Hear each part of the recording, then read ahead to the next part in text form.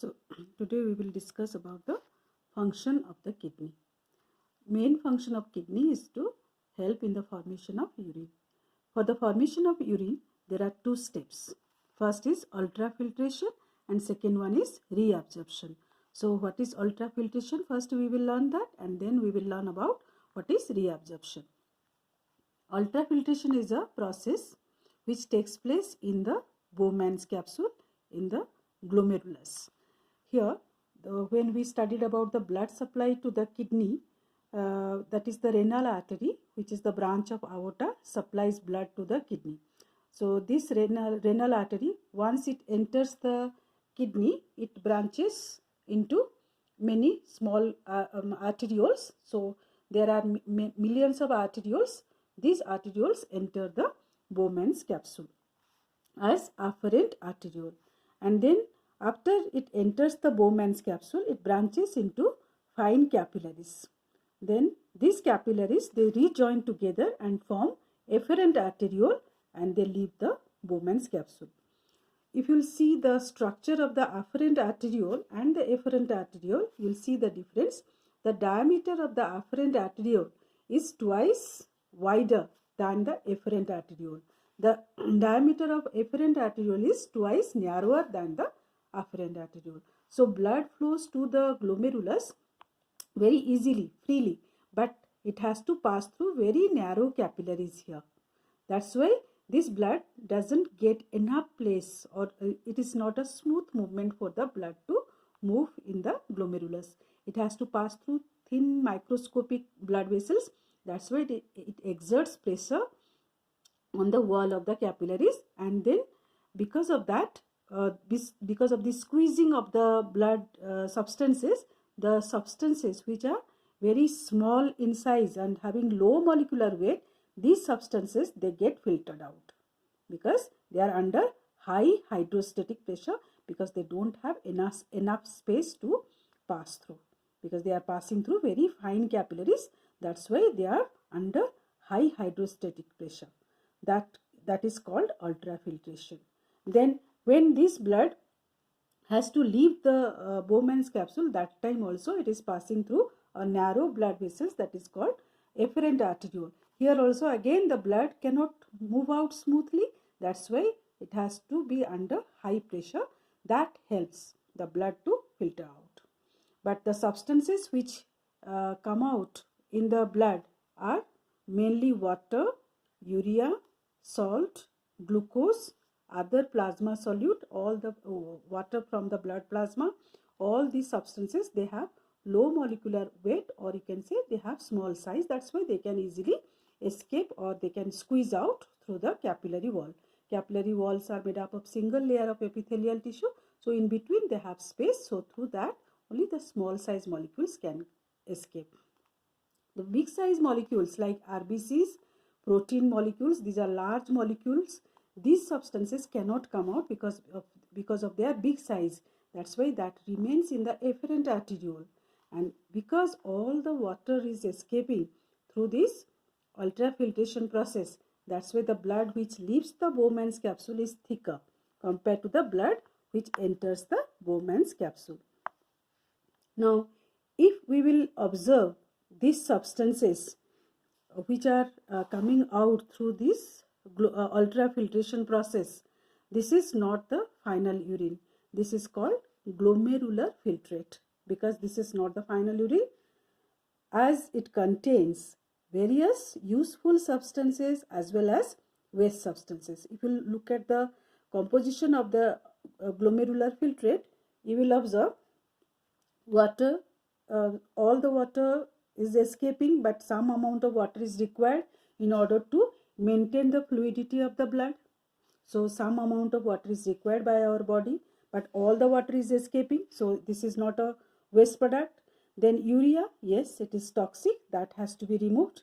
That is okay, fine.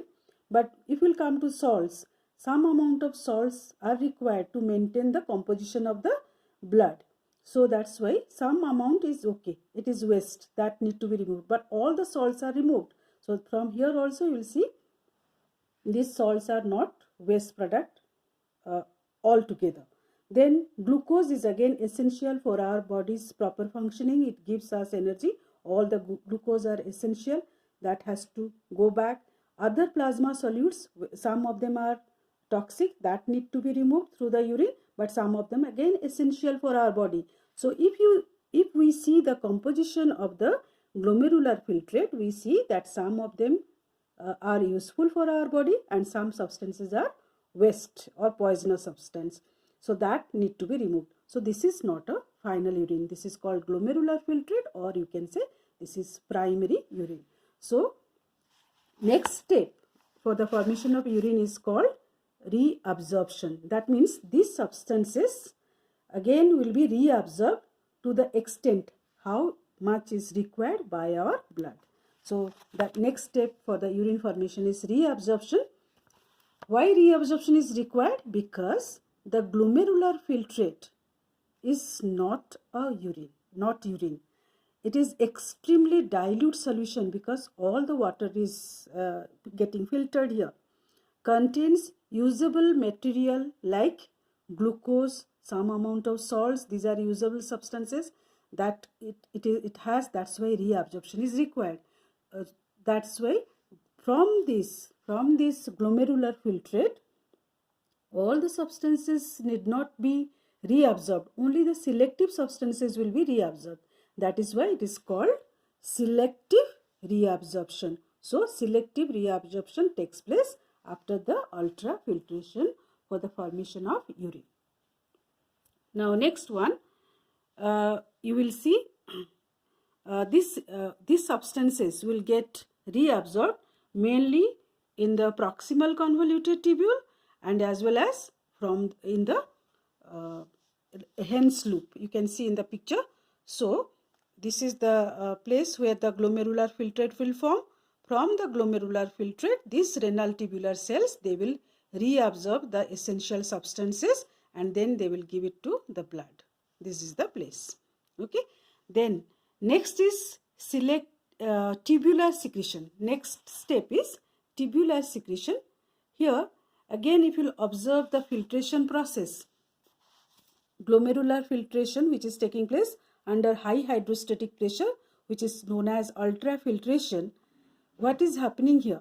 The substances which are having low molecular weight or small size molecule, they are escaping. That means whether they are poisonous or useful, all of them are escaping. But if the substances are big size like protein, RBCs and many other toxic elements, because of their big size, they are not be able to escape through the ultrafiltration process. They remain in the blood, which is leaving the Bowman's capsule through the afferent arteriole. That means in this afferent arteriole, those toxic substances are still there. Those substances need to go from the blood to the renal tubule cells. Then only the final urine will form. That is called tubular secretion. The substances which are not getting filtered are potassium, K+, foreign chemicals including drugs like penicillin. These substances, because of their big size, they remain in the blood, they don't get filtered. That will pass into the urine in the distal convoluted tubule. In the distal convoluted tubule, I'll show you here. This is the distal convoluted tubule. Here, the substances which will go back to the urine from the blood, I told you already, the penicillin, K+ and all. So you can see this afferent arteriole, this branches out and forms the secondary network of tubule, and this surrounds the distal convoluted tubule also. Here from the from the blood, these substances will go back to the urine. Then only the final urine will form and it will go to the collecting duct. So I will explain this part in detail so that it will be easier for you to understand how it is taking place and what is it known as. It is known as tubular secretion. So you look at the diagram here. Here in the this is the tubular reabsorption I have shown here. Tubular reabsorption takes place in the proximal convoluted tubule as well as in the Henle loop.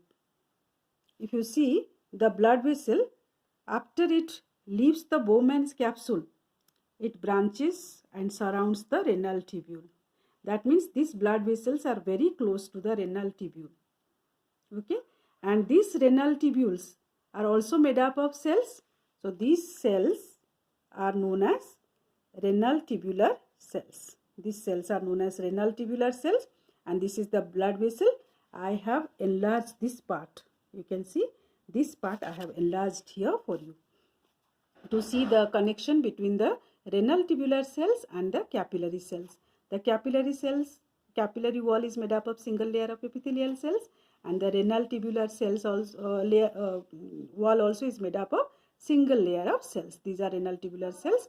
Here the primary urine, or you can say the glomerular filter, flows, and here the blood flows after it leaves the Bowman's capsule. Now this blood, this primary urine contains some useful substances. I have already told you, glucose, some amount of salt, water. These substances need to go back to the blood, otherwise blood's composition will get disturbed. That's why these substances will go through these tubular cells and capillary cells. It will go back to the blood through the passive transport automatically, because the high concentration of water is here. So water will move from higher level to lower level through passive transport or passive absorption. Like that, all the glucose will be reabsorbed. Then some amount of salt also will be reabsorbed, and it will go back to the blood. And if it is excess, it will remain in the blood. In the urine. Only glucose will be reabsorbed completely. So that's why you will not find glucose in the urine. If it is present, that means the person is suffering from diabetes mellitus. Okay, that we will discuss later on. Now this is done from the primary urine or glomerular filtrate. Those substances which are essential for the blood, because of their smaller size, they got filtered, but again they will be reabsorbed. That is why it is known as tubular reabsorption. That means this tubule will blood vessels will reabsorb it through the tubular cells. The next part is tubular secretion. Tubular secretion that takes place between the blood and the distal convoluted tubule. This is the DCT or distal convoluted tubule. So in the blood, I told you, the substances which are poisonous, because of their big size, they could not get filtered here. They will remain in the blood. So that need to go back to the urine. So that I have enlarged this part and I have shown here. So these substances like K+, penicillin, these substances will go back from the blood to the glomerular filtrate. Okay, from the blood to the glomerular filtrate. But this one, to observe it, or for the secretion of these tubular cells to the primary urine, the cells will spend energy in the form of ATP. That is why this is called active transport. This is called active transport. By active transport method, potassium, penicillin, all these toxic substances, some drugs can be reabsorbed or it will be secreted to the urine. Then the final urine will form in the DCT. After it takes all the toxic substances from the blood is pure now. Then it will be collected in the collecting duct. This collecting duct then will carry the urine to the, you can see, to the pelvis region. No? Will be collected by the collecting duct, and it will be poured into the pelvis region. From the pelvis region through the ureter, it will go to the urinary bladder. In the urinary bladder, again the urine can expel through the relaxation of the sphincter muscle by the command which comes to the nerves from the brain.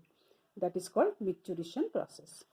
So here in the textbook you will see, after this part you will see the different parts of the renal tubule. That means these renal tubular cells, they are absorbing different substances. In PCT, some substances are reabsorbed from the from the primary urine or from the glomerular filtrate back to the blood. In the Henle loop again, from the glomerular filtrate, some substances are going back to the blood. Then in the DCT, from the blood, again some substances coming back to the renal tubular filtrate, so that the final urine will form. So these things are all clearly mentioned in this box.